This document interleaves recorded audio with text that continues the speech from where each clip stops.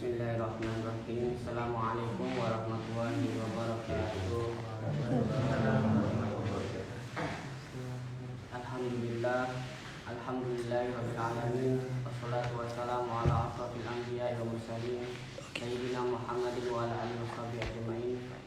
Asyhadu an la ilaha illallah wahdahu la syarikalah wa asyhadu anna Muhammadan abduhu wa rasuluhu la nabiyya wa rasula ba'da.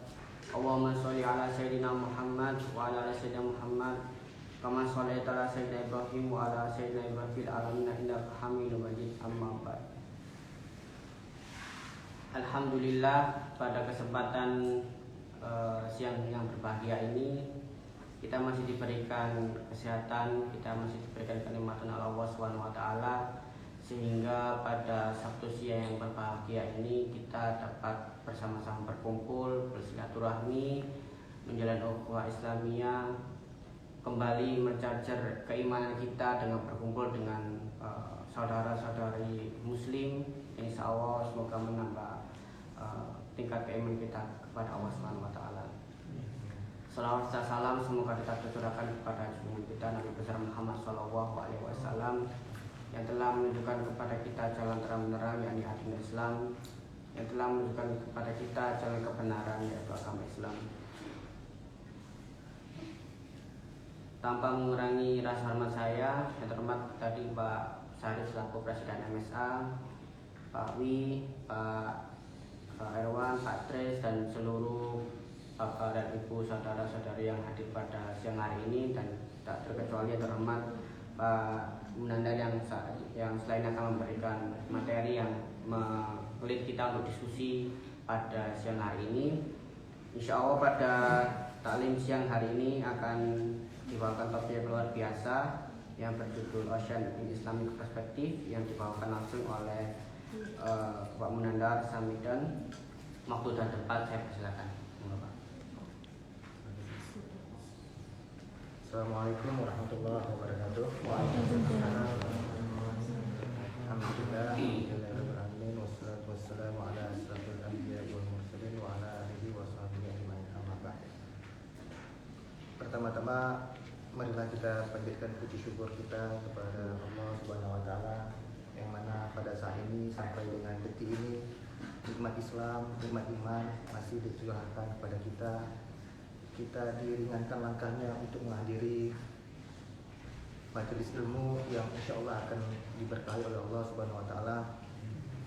Yang tentunya majelis ilmu ini banyak utamanya yang pernah disampaikan oleh Nabi melalui hadis riwayat para sahabat yang menyatakan bahwasanya bagi kaum muslimin yang mengikuti majelis ilmu akan diringankan langkahnya untuk menuju surga. Kedua, akan menambah ketenangan hidup kita, akan menambah rahmat dari Allah, dan juga akan dimuliakan oleh malaikat-malaikat Allah Subhanahu wa taala. Dan insya Allah juga majelis ilmu ini adalah salah satu jihad kita dalam memperjuangkan agama Islam. Tak lupa kita panjatkan puji syukur, salawat dan salam kepada Nabi besar Muhammad SAW, Nabi penghujung zaman, Nabi yang penuh dengan pengorbanan yang luar biasa, yang mungkin pada saat itu mungkin kita tidak bisa terbayangkan bagaimana kondisi Nabi yang kita cintai itu memperjuangkan agama Islam. Sampai dengan saat ini kita merasakan bagaimana nikmat Islam yang telah Nabi Muhammad SAW turunkan kepada umat ini. InsyaAllah pada kesempatan ini kita terus berdoa bersalawat kepada Nabi agar kita mendapat mengerti dari Allah Subhanahu wa taala, dan juga terus dibekali iman dan Islam sehingga kita sampai berjumpa kepada pencipta kita dengan husnul khatimah. Pada kesempatan kali ini saya juga berterima kasih kepada Bapak Presiden Pak Syarif, Presiden Indonesia, yang telah memberikan kesempatan kepada saya untuk memberikan sharing ilmu. Mungkin tentu pada kesempatan kali ini ilmu yang akan saya utarakan itu tidak jauh dari ilmu yang saya dalami, yaitu ilmu kelautan. Nah, ilmu kelautan ini telah saya dalami dalam beberapa tahun belakangan, sejak 2003, di sekitar 15 tahun yang lalu. Namun kecintaan saya ke lautan itu tidak sebatas karena saya masuk dari ilmu kelautan, tetapi saya juga mencintai laut itu dari sejak kecil. Mungkin dari kita sendiri mungkin sudah mengenal laut dari kecil, dari bayi, sewaktu orang tua kita mengajak kita untuk melihat bagaimana keindahan ciptaan Allah Subhanahu wa taala. Tetapi sebenarnya kita belum paham pada saat itu bagaimana nikmat atau karunia yang Allah berikan kepada kita itu sebegitu besar, sebegitu dahsyat, sehingga kita hanya mengacuhkan, hanya menikmati, hanya untuk menikmati keadaan dunia saja. Namun pada kesempatan ini saya akan sedikit bercerita tentang bagaimana keutamaan ataupun bagaimana manfaat laut itu dari segi ilmu sains. Nah, tentu di sini yang mempelajari tentang ilmu kelautan secara lebih dalam mungkin saya dan Hafiz dan Bapak Ibu sekalian, ada beberapa bidang-bidang ilmu masing-masing, ada bidang ilmu IT, ada ilmu pendidikan dan sebagainya. Dan kami tidak menyatakan bahwasanya ilmu kami ini lebih baik daripada Bapak Ibu sekalian. Mungkin kami hanya di sini untuk memberikan sedikit ilmu kami yang kami ketahui. Nah, tentu di dalam dunia ini kita selalu bernapas, selalu menghirup nafas. Nah, kita tidak menyangka bahwasanya nafas kita itu 70% itu adalah dari laut. Yang kita bayangkan sementara ini nafas kita ini, oksigen yang kita hirup ini dari hutan hujan atau Amazon, benar di Kalimantan dan sebagainya. Tetapi itu hanya mencokong 30%-nya saja. Jadi 70% itu berasal dari laut. Nah, lautlah yang memproduksi siklus karbon, siklus oksigen, siklus CO2. Nah, bagaimana dia mensikluskan yang ada di dalam laut itu sehingga menjadikan 70% itu menyokong dari seluruh hajat hidup orang banyak, dari fitoplankton. Mungkin Bapak Ibu sekalian tidak tahu fitoplankton itu apa. Fitoplankton itu sejenis tumbuhan mikroskopis. Jadi tumbuhan dengan ukuran yang sangat kecil. Jadi kalau kita lihat secara kasat mata tidak nampak, berbeda dengan rumputan ataupun tumbuhan di luar. Mungkin secara langsung kita dapat melihat, loh ini tumbuhan, ini yang dapat menghasilkan makanan sendiri dan sebagainya. Tapi kalau mikroskopis itu kita harus menggunakan alat tertentu, yaitu mikroskop, untuk dapat melihat bagaimana bentuk aslinya. Nah, fitoplankton inilah yang berperan penting di dalam ekosistem yang ada di laut. Dan juga sebagai informasi, ekosistem laut itu juga berpengaruh terhadap ekosistem yang ada di darat. Jadi segala organisme yang ada di laut dan di darat itu adalah saling berkaitan. Jadi kita tidak melihat secara langsung, tapi secara tidak langsung. Jadi siklus karbon yang ada di dalam laut itu sangat berpengaruh terhadap kehidupan kita yang ada di darat ini. Nah, kemudian selain dia menyuplai oksigen, dia juga memberikan tempat hidup bagi jutaan. Mungkin bagi saya sebagai saintis saya katakan jutaan, karena untuk fitoplanktonnya saja itu sangat besar. Nah, fitoplankton itu kalau di darat sama dengan primary production, yaitu faktor penentu dalam trophic level dari rantai makanan. Jadi kan rantai makanan itu ada primary production, yaitu fitoplankton. Kalau kita di darat itu ada rumputan. Kemudian ada trophic level selanjutnya, ada predator pertama, predator kedua sampai dengan predator terakhir. Nah, di dalam ekosistem laut itu terdapat jutaan organisme, terdapat jutaan makhluk Allah yang telah Allah berikan kesempurnaan baginya fungsi-fungsi tertentu, saling terikat dengan lainnya.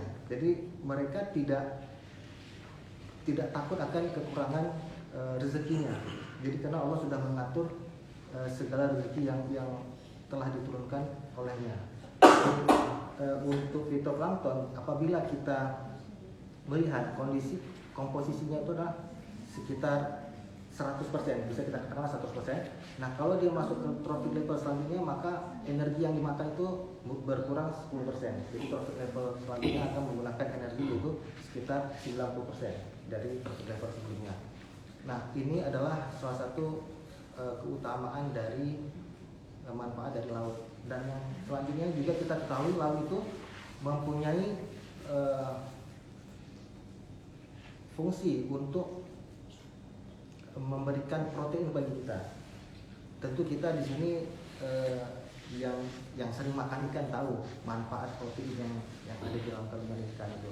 Nah, protein ikan itu sangat berguna bagi tubuh kita. Mungkin di darat kita dapat protein dari hewan yang lainnya seperti ayam, tapi jangan salah bahwasanya hewan itu tingkat proteinnya penyerapan dalam tubuh itu lebih tinggi dibandingkan hewan-hewan yang ada di darat itu. Dan selain ikan, kita juga dapat melihat bahwasanya adanya perhiasan seperti mutiara ada di laut, dan juga kita bisa melihat adanya tambang minyak dan sebagainya. Dan masih banyak lagi manfaat-manfaat yang kita dapatkan di laut, seperti energi yang terbarukan.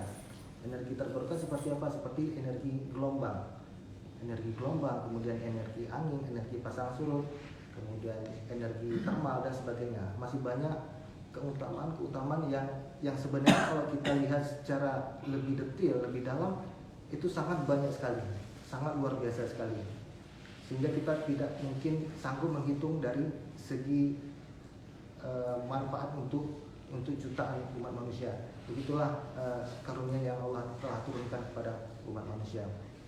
Selanjutnya dari segi pekerjaan, masih banyak pekerjaan yang ada di daratan. Tapi jangan salah, 60% penduduk bumi itu berada di sekitar pesisir pantai. Nah, banyak sekali apalagi daerah-daerah kita seperti Indonesia, Malaysia dan sebagainya, daerah negara-negara berkembang itu sangat bergantung terhadap pesisir. Nah, seperti nelayan, pariwisata, kemudian maritim dan sebagainya. Nah, itulah manfaat-manfaat yang sangat banyak diberikan oleh Allah. Namun kita kadang-kala lupa bahwasanya nikmat-nikmat itu telah Allah limpahkan kepada kita, tapi kita tidak dapat memanfaatkan dengan secara maksimal. Itu ilmu-ilmu yang saya kaji. Mungkin kalau ilmu-ilmu yang lebih detail mungkin tidak dapat saya utarakan di sini, seperti bagaimana pengaruh, karena bagian penelitian saya adalah koral lagi, yaitu hewan laut. Mungkin bagi Bapak Ibu sekalian di sini bingung, koral itu hewan atau tumbuhan gitu. Masih banyak yang masih bingung itu koral atau tumbuhan. Itu sebenarnya adalah hewan yang sangat kecil, tapi hewan itu dapat menghasilkan batu karang, makanya disebutkan terumbu karang, terumbu dan rumah karang. Nah, tapi ada juga sebagian hermatropik. Hermatropik itu maksudnya dia tidak menghasilkan koralit, tidak menghasilkan karang. Itu soft coral namanya. Kalau saya juga bermain di soft coral, juga bermain di hard coral. Tapi saya tidak akan bercerita detail di ilmu yang saya dalami itu. Namun secara garis besar saya sudah ceritakan bagaimana manfaat-manfaat laut yang dapat kita gunakan untuk kepentingan umat manusia. Nah, sebenarnya Al-Quran itu telah bercerita tentang laut 15 abad tahun yang lalu. Tetapi ilmu-ilmu tentang kelautan ini baru berkembang baru beberapa puluh tahun yang belakang. Baru kita bilang sekitar 70 tahun belakang. Seperti di Indonesia berkembang tentang kelautan itu ya baru sekitar 20 atau 30 tahun lalu, semenjak Presiden Megawati mencanangkan adanya Kementerian Kelautan dan Perikanan. Itu tahun 2003. Dan ingat sekali saya 2003 itu baru dibuka ilmu kelautan. Kementerian Kelautan itu baru dibuka. Itu kita masih baru berbicara tentang kelautan itu 2003, sedangkan Al-Quran sudah menyebutkannya ini 15 abad tahun yang lalu. Namun kita tertinggal, tapi yang nggak masalah. Daripada terlambat, kita terus berusaha untuk mengkaji lebih dalam apa manfaatnya. Nah, di dalam Al-Quran disebutkan bahwasanya banyak hal yang tentang ilmu kelautan. Salah satunya adalah tentang ayat Al-Quran. Ayat Al-Quran tentang perbandingan bagaimana daratan dan juga lautan. Seperti kita ketahui kalau persentase laut itu 71% ya, 70%, dan darat itu sekitar 28,22%. Nah, itu sudah confirm oleh saintis seluruh dunia. Nah, kalau kita lihat, kita kaji dari beberapa kajian ilmu kelautan yang ada di laut, itu persis sama yang ada di dalam kitab suci Al-Quran. Nah, Al-Quran menyebutkan ada 32%, 32 ayat yang menyatakan tentang laut, 13 tentang darat. Nah kalau kita jumlahkan itu ada 45, 32% itu adalah 71%. Sedangkan 13 ayat itu adalah 28,22%. Nah itu salah satu bukti kecil saja yang belum saya akan bahas lebih lanjut. Bahwasanya inilah salah satu keutamaan, salah satu keajaiban Al-Quran. Jadi sebenarnya Allah tidak menurunkan ayat ini dengan tidak sengaja, tapi memang sengaja untuk menunjukkan kepada umat manusia bahwasanya inilah keagungan mukjizat dari Al-Quran. Nah tentu selain Al-Quran mungkin kita sebagai umat muslim di sini percaya ada kitab-kitab suci lainnya yang diturunkan sebelum Al-Quran. Ada 3.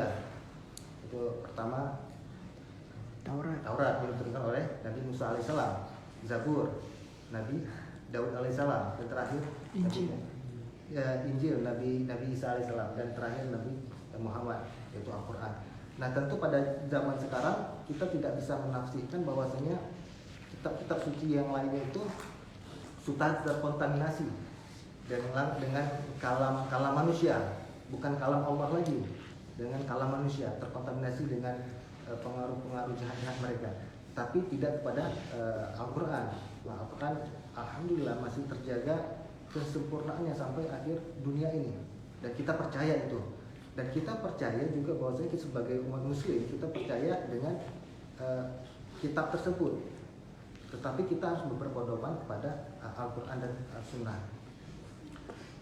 Nah dari beberapa kandungan ayat lainnya, Al-Quran juga menyatakan bahwasanya terdapat di dalam surah Ar-Rahman ayat 20 yang artinya saya bacakan, dia membiarkan dua laut mengalir yang kemudian keduanya bertemu. Di antara keduanya ada batas yang tidak dilampaui oleh masing-masing. Mungkin Bapak Ibu sekalian di sini pernah melihat bagaimana laut asin itu ya, dengan air dari sungai, dia tidak akan bercampur. Pernah lihat sungai Pak ya?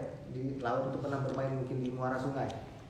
Itu tidak tercampur. Ini Al-Quran sudah menyatakan 15 abad yang lalu, tapi penelitian tentang ini baru diungkapkan dalam beberapa tahun yang lalu. Nah, bagaimana ini bisa terjadi? Itu karena adanya perbedaan salinitas, kadar garam. Nah, kadar garam inilah yang membuat kondisi adanya batasan yang secara langsung tidak nampak gitu. Selain kadar garam juga ada molekul air. Jadi kan kalau air itu ada kandungan kimianya H2O, ya kan? Hidrogen oksigen. Nah, kandungan itu ikatan molekul itu berbeda antara air asin dengan air tawar. Nah, inilah yang menyebabkan perbedaan inilah menyebabkan dia tidak akan bercampur. Nah, lebih lanjut juga kita kalau lihat di map di Google Maps, mungkin Bapak Ibu sekalian bisa melihat di Google Maps adanya laut Atlantik dan Pasifik. Nah, Atlantik dan Pasifik itu coba kita lihat itu warnanya berbeda. Nah, kenapa bisa terjadi? Nah, dari kalam Allah sudah menyebutkan itu memang ada batasan. Tapi dari segi sains memang menyebutkan bahwasanya itu adanya gaya Coriolis. Mungkin Hafiz tahu ya gaya Coriolis ya. Udah pernah ikut ujian ya kemarin ya. Lupa.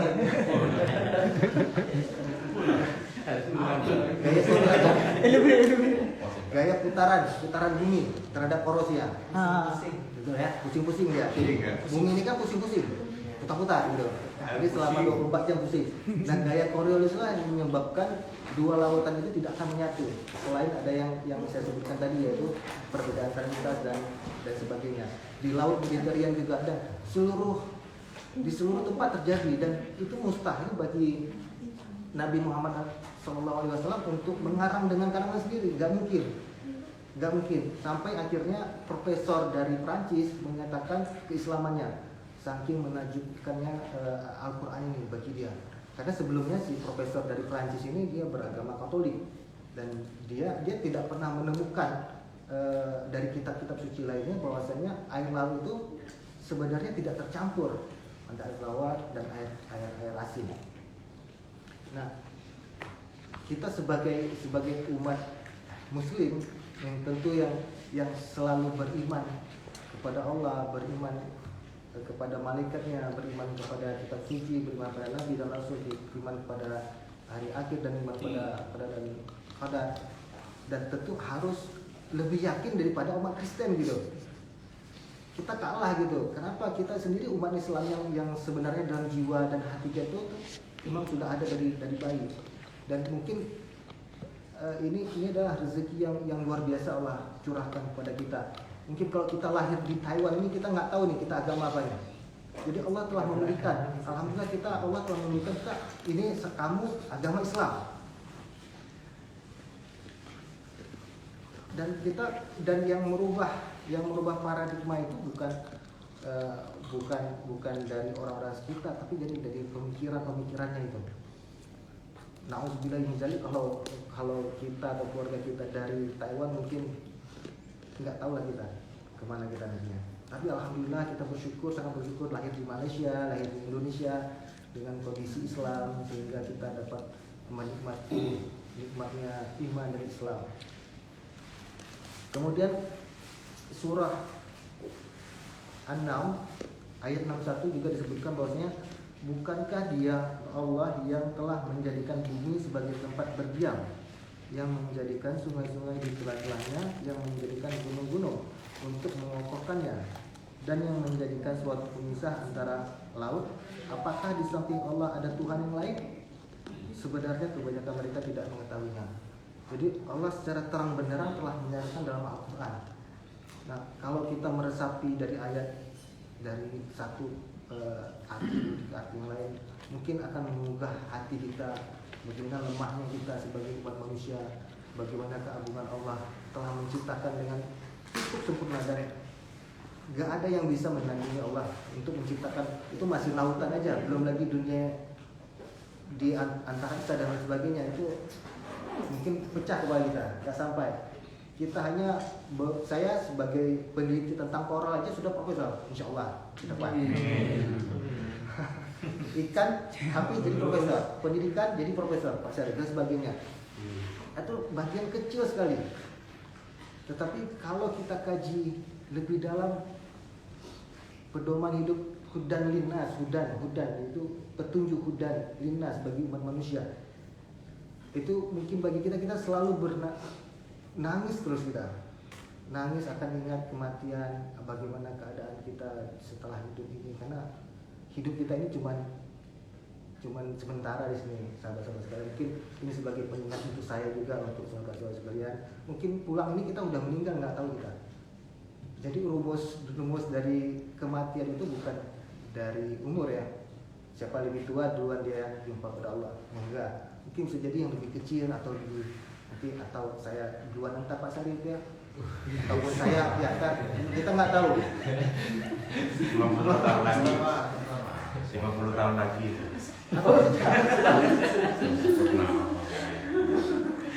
Jadi itulah pentingnya kita majelis ilmu ini untuk saling mengingatkan kematian kita, mengingatkan bahwa sebenarnya hidup ini adalah sementara. Jadi nggak ada yang perlu kita sombongkan, dengan kekayaan, dengan kepintaran kita, dengan ilmu kita yang sangat kecil ini untuk dibanggakan. Kemudian pada surat An-Nahl ayat 14 juga disebutkan, dan dialah Allah yang menundukkan lautan untukmu agar kamu dapat memakan daripadanya daging yang segar, dan kamu mengeluarkan dari lautan perhiasan untuk dipakai. Kami melihat bahtera berlayar kepadanya, dan supaya kamu mencari keuntungan dan karunia-Nya, supaya kamu bersyukur. Kemudian surat Al-Fatir ayat 12, dan tiada sama antara dua laut, yang ini tawar dan segar dan sedap diminum, dan yang lainnya asin lagi pahit. Dan dari masing-masing laut tersebut kamu dapat makan daging yang segar, dan kamu dapat mengeluarkan perhiasan yang dapat kamu pakai. Dan masing-masing kamu dapat lihat kapal-kapal berlayar membelah laut, supaya kamu dapat mencari karunia-Nya, dan supaya kamu bersyukur.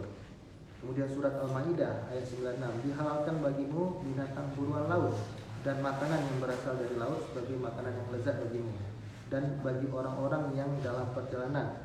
Dan diharamkan atasmu menangkap binatang buruan darat selama kamu dalam ihram, dan bertakwalah kepada Allah yang kepadanya lah kamu dapat dikumpulkan.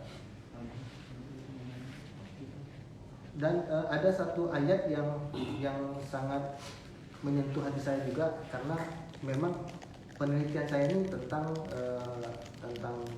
kondisi laut.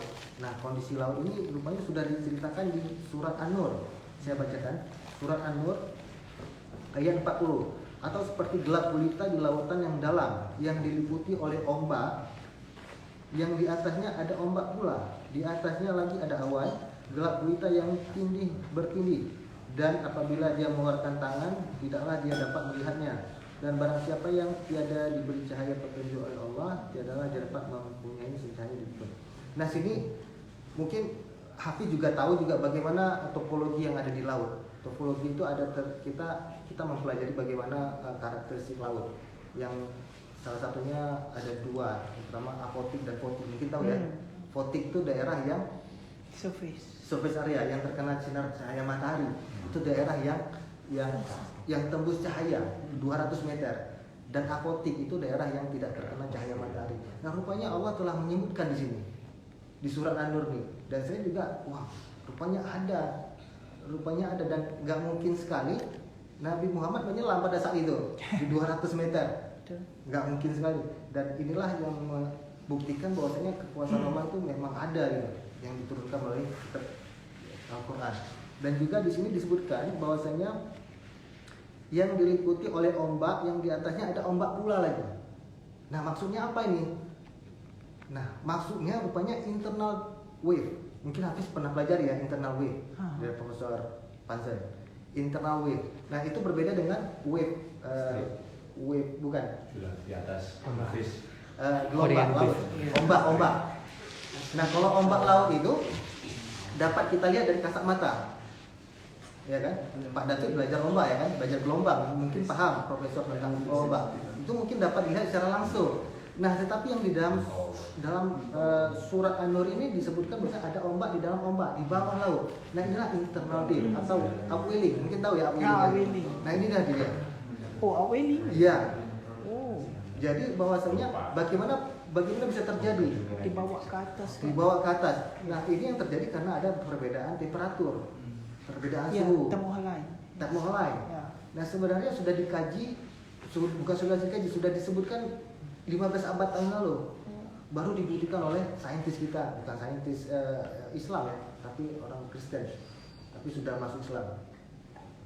Nah, ada juga yang beberapa saintis dia sudah percaya kitab suci Al-Quran, tapi tidak mau pindah. Ada juga saintis-saintisnya. Kebanyakan itu dari kita di sini, dari China. Saya juga tidak tahu kenapa mereka sedikit tertutup, dan juga dari Amerika, tapi dari Eropa kebanyakan mereka terbuka pemikirannya dan convert untuk Islam. Banyak yang berubah ke Islam. Nah, di sini internal wave itu hanya bisa dilihat dengan alat. Nggak bisa kita lihat dengan mata telanjang. Itu mata telanjang kita bisa lihat ombak di atas laut ya, gelombang di atas laut itu bisa. Tapi kalau internal wave ini atau upwelling itu nggak bisa kita lihat secara kasat mata. Itu dengan alat. Nah, nggak mungkin pada masa jahiliyah dulu, zaman 15 abad tahun lalu ada alat secanggih ini. Impossible. Jadi inilah salah satu keagungan suci dari Al-Quran yang sudah dititipkan kepada kita semua umat manusia. Dari sini disebutkan hudan linnas. Jadi untuk umat manusia. Jadi Al-Quran ini tidak hanya terbatas bagi kita kaum muslimin, tapi juga untuk seluruh umat manusia. Sehingga tidak terkemungkinan bahwasanya ada hal-hal yang belum dapat dikaji lagi di dalam Al-Quran, yang masih terus dikaji untuk dapat dibuktikan bahwa kebenarannya. Tapi kita apapun dia, kalau keimanan kita sudah tinggi, seperti ingat saya ada kisah dari Nabi,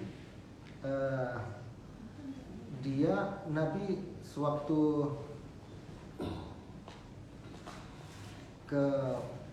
menerima wahyu, banyak yang tidak percaya bahwasanya itu benar dari Allah. Tapi hanya pada saat itu hanya istrinya yang Khadijah ya, yang mempercayainya. Nah, itulah kebesaran-kebesaran yang sulit untuk kita terima. Keimanan dari Khadijah itulah bagaimana dia mempercayai Rasulullah, dan kita juga apalagi sudah banyak bukti seperti ini, seperti Al-Quran sudah menyatakan kebenarannya dan dibuktikan oleh teknologi. Masih kurang apa kepercayaan kita terhadap Al-Quran untuk menjalankan perintah-perintah Allah dan menjauhi segala larangannya. Mungkin hanya sebatas itu yang dapat saya sharing kepada sahabat-sahabat sekalian. Mungkin ilmu yang saya utarakan ini sudah pernah dibahas ataupun dipelajari oleh Bapak Ibu sekalian. Saya juga mohon maaf, ini mungkin hanya sebagai pengulangan saja, atau bagi yang baru mendengar ini sebagai tambahan wawasan untuk kita semua sini, sehingga kita dapat mempertebal iman kita, dapat meningkatkan takwa kita kepada Allah. Semoga kita kaum muslimin di sini yang sedang berjihad menuntut ilmu di negara mayoritas non muslim diberikan terus petunjuk pada Allah, dan segala perintahnya, menjauhi dari segala larangannya, dan kita dapat selesai kuliah dengan tepat waktu, tepat, dan kembali ke negara kita, Malaysia, di Indonesia, untuk berbakti pada bangsa kita. Demikian dari saya. Wabillahi taufiq wal hidayah. Assalamualaikum warahmatullahi wabarakatuh. Waalaikumsalam warahmatullahi wabarakatuh. Masya Allah, luar biasa sekali sih penjelasan dari